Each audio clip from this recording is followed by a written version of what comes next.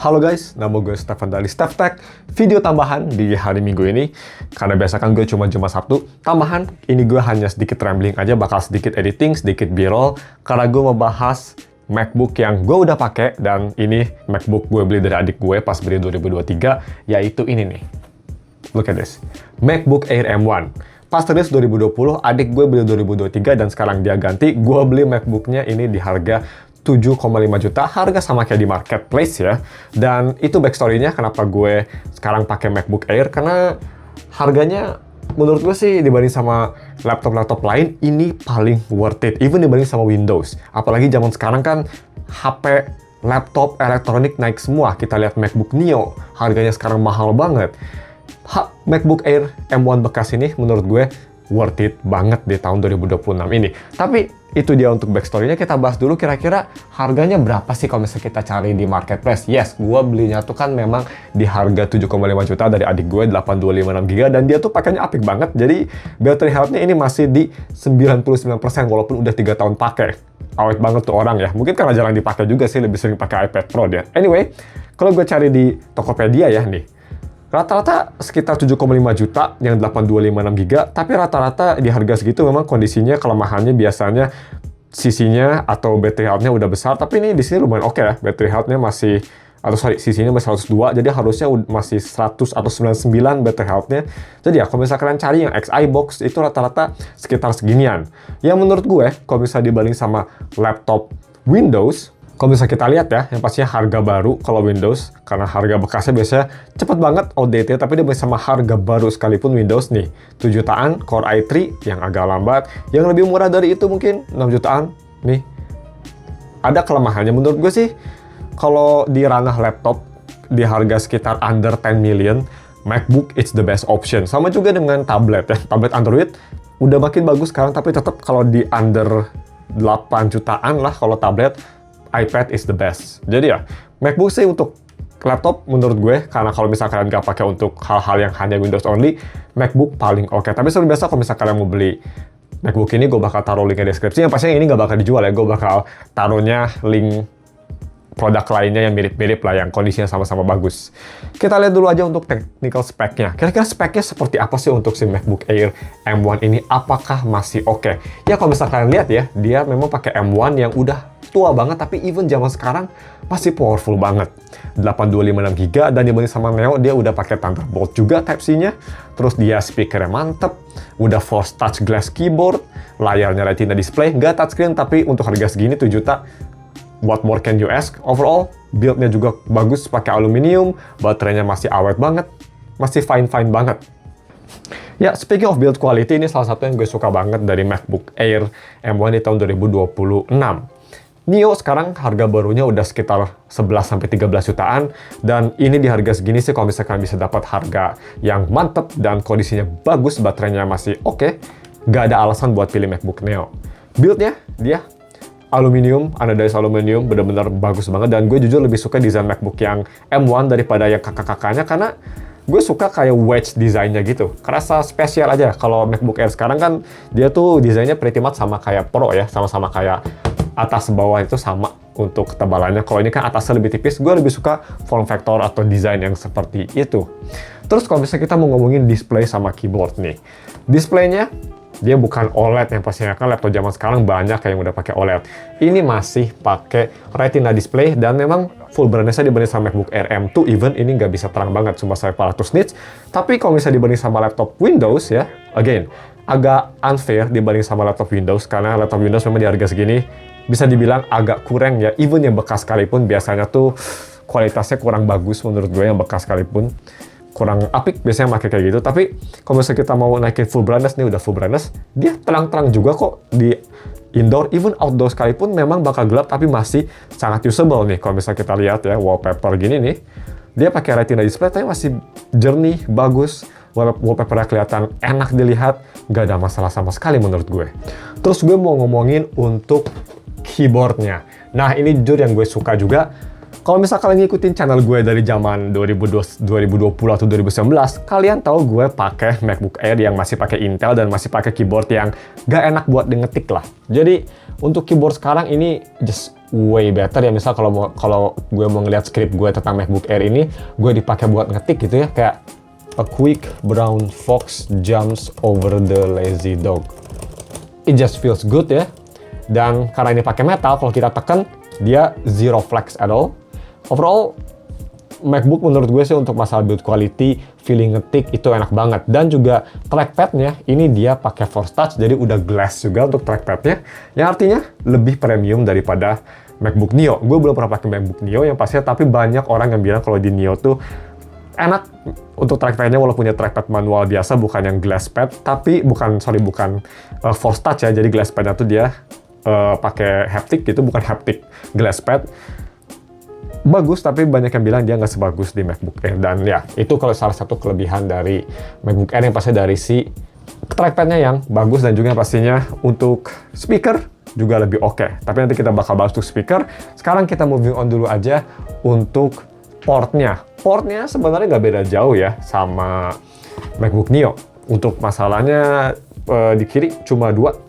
Bisa kita lihat Type-C, tapi yang bikin oke, dan karena ada headphone jack ya, ini ada bekas dan udah pemakaiannya pastinya.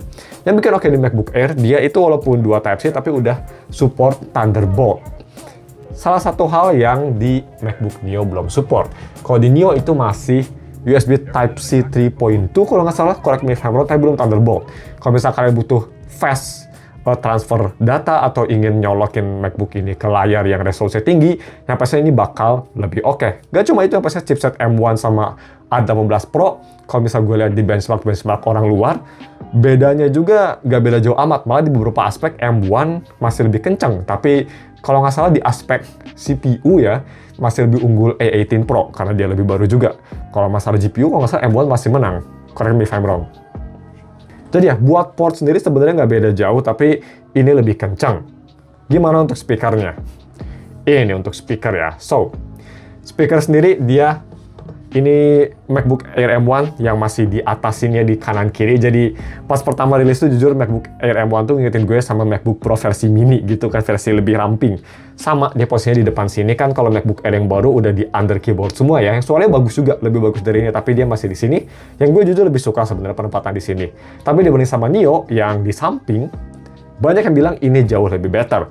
So, kalau penasaran kita coba aja tes langsung buat ngedengerin ya. Jadi ini gue kira-kira sekitar ya 30 cm ya mikrofon sama si MacBook-nya. Ideal watching position bisa dibilang, jadi nggak beda jauh. Nah, kalau misalnya kita coba dengerin ini nih, podcastnya Dr. Mike, gue gedein dikit volumenya. Jangan sampai full, gedein segini aja.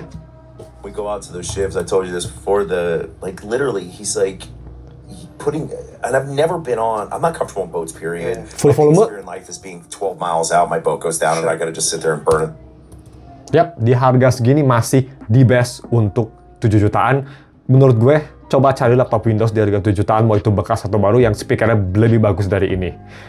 Apple sih masalah speaker unbeatable, dan pertama kali gue pakai Air yang 2020, yang non M1 2019 berarti ya. Itu gue mind blown banget sama speakernya, dan sekarang pun masih mantep banget. Even laptop yang harganya 2 kali lipat atau 3 kali lipat dari ini pun masih ada yang lebih jelek loh di Windows. Memang Windows harus catching up ya. Semoga Dell XPS 13 yang dia untuk ngelawan MacBook Neo bisa masuk Indo juga ya, karena itu mulai menarik tuh. Kita mulai tahu seberapa banyak margin profitnya yang Windows laptop ambil. Tapi ya, seperti itu untuk speakernya. Kalau misal kita mau dengerin, sekali lagi lah ya, kita dengerin musik, misal kita dengerin NCS aja. Favorit kita, Where We Started. Enter. Kita dengerin aja nih. Ini bisa keras banget juga loh, kayak that. Look how fucking loud it is.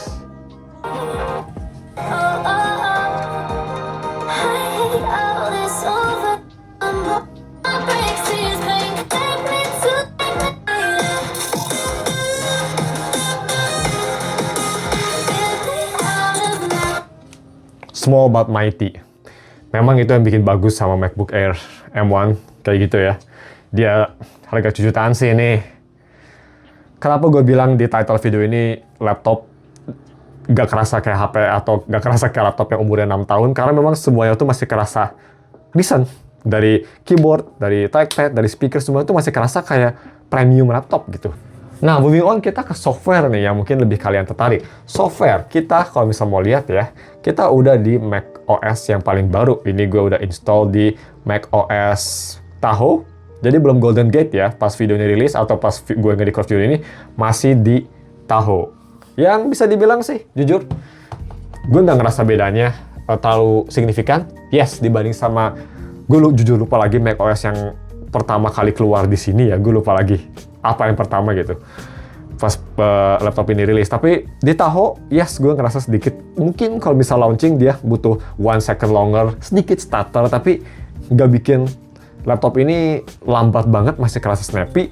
Dan kalau bisa dipakai untuk day to day gitu ya, untuk kalian cuma dipakai basic day to day performance, misal kalian ya cuma kayak kerjaannya tuh kalian cuma buka browser, terus kalian switch browser, misal kita buka YouTube gitu, terus gue biasa pakai laptop ini paling sering kayak nulis skrip, terus gue seringnya tuh misal nge-research Tokopedia gitu ya, ada apa aja yang menarik ke HP buat yang review, HP bekas gitu, misal karena kalau di HP dogshit banget search barnya Tokopedia, damn why, sambil dengerin lagu biasa gue di YouTube musik, atau sambil nonton YouTube kalau misal main game di PC, you know, bisa kita lihat performance ya, untuk laptop yang umurnya udah lumayan tua, ini masih kayak laptop belasan juta Windows, performance-nya masih kenceng, masih snappy, dan kalau misal cuma basic day to day, itu nggak terlalu panas juga.